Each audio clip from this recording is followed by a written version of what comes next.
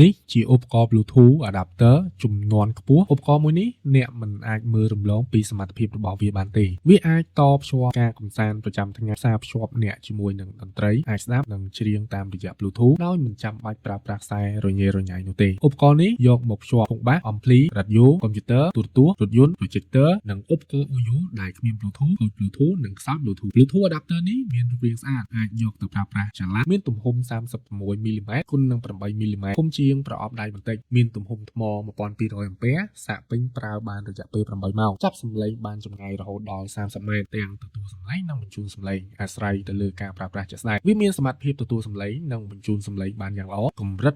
2400 MHz ទៅ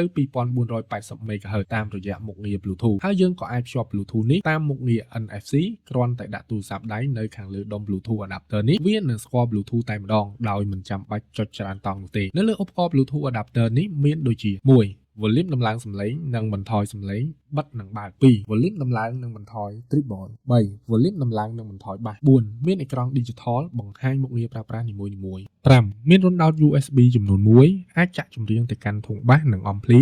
ថែមទាំងមានសមត្ថភាពបញ្ជូនសំឡេងទៅកាន់ធុងបាសនិង ampli មាន Bluetooth ដោយមិនចាំបាច់ប្រើខ្សែ audio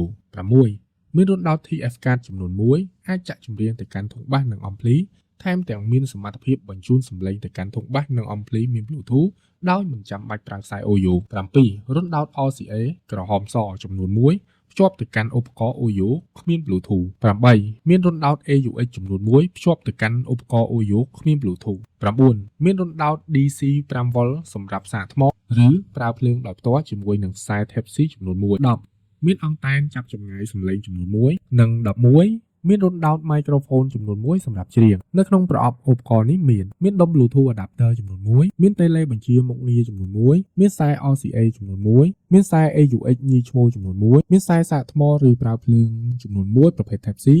និងមានអង្តែនចំនួន1ឧបករណ៍នេះមានធានាត្រឹមត្រូវ free ដឹកនិងផ្ញើទូទាំងខេត្តក្រុងសម្រាប់បងប្រុសបងស្រីមានតម្រូវការសូមឆាតចូល Page ឬ Telegram ដើម្បីទទួលបានព័ត៌មានលម្អិតបន្ថែម